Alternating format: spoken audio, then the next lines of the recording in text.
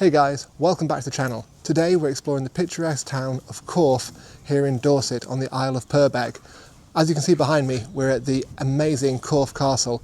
It's an absolute treasure trove of things to photograph. I've got my camera, I've got you guys, let's go. The history of Corfe Castle is really special. In 978 it's thought that this was the castle where King Edward the Martyr was murdered by his very wicked stepmother Elfrida. At the site of the old hall. After offering him a glass of wine, she had him stabbed in the back. Fast forward to 1086, a few years after the Battle of Hastings, William the Conqueror swapped a church in Gillingham for this land, where he began to build Corfe Castle. Next is 1106, this castle comes into history again. You got a brother you don't get on with? Henry I did. He fought a battle against Robert of Normandy.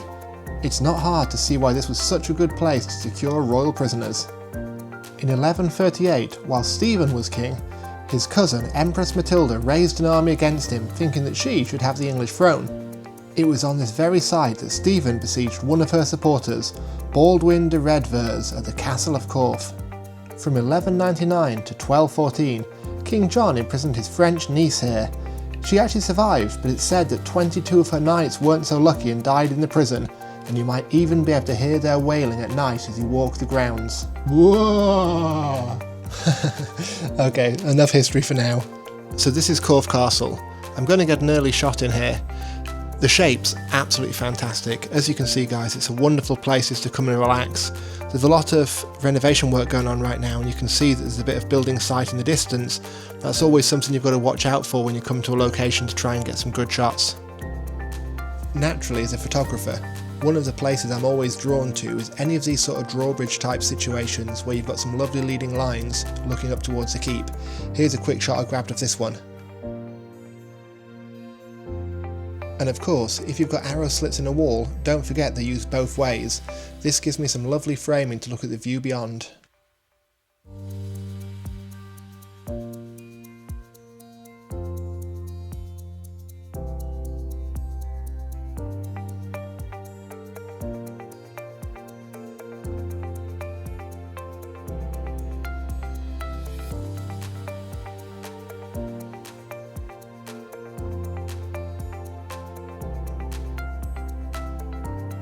And what a view it is. It's just a perfect place to chill out, relax, enjoy the sunshine and take it all in.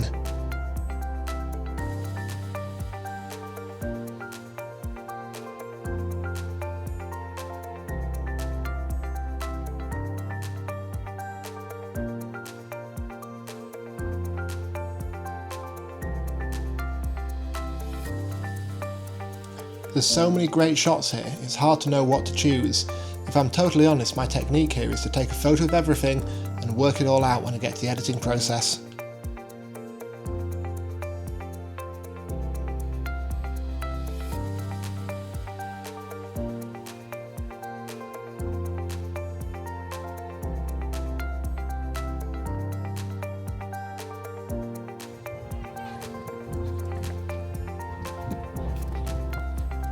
As soon as I saw this winding staircase leading up towards the old ruins, I knew I just had to get a shot. Let's see if it's a good one. After that, it's onwards deeper into the castle to have a bit more of an explore. This castle is an absolute playground for photography. There really is shots around every corner.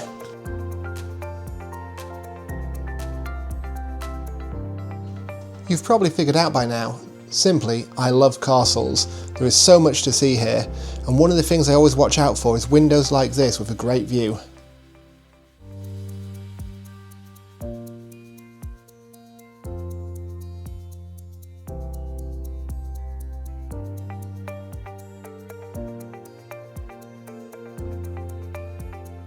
The old ruins really give us some amazing structures to work with.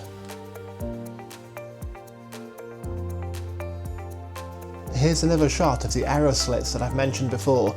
See how this one gives the wall some great features.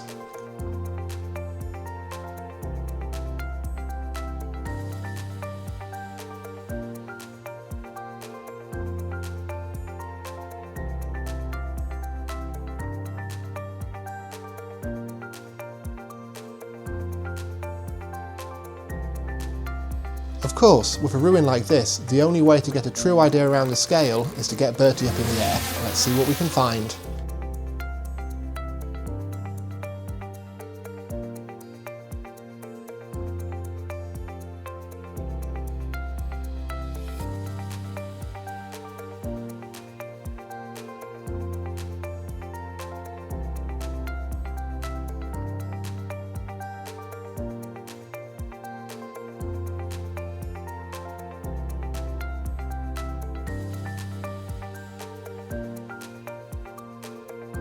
Now I'm leaving the castle to explore Corfe village. Let's get back to that history. In 1572, it was time for the last royal owner, Queen Elizabeth I, to sell off Corfe Castle to one of her favourites, Sir Christopher Hatton. Just imagine the commission made by the estate agent on that sale.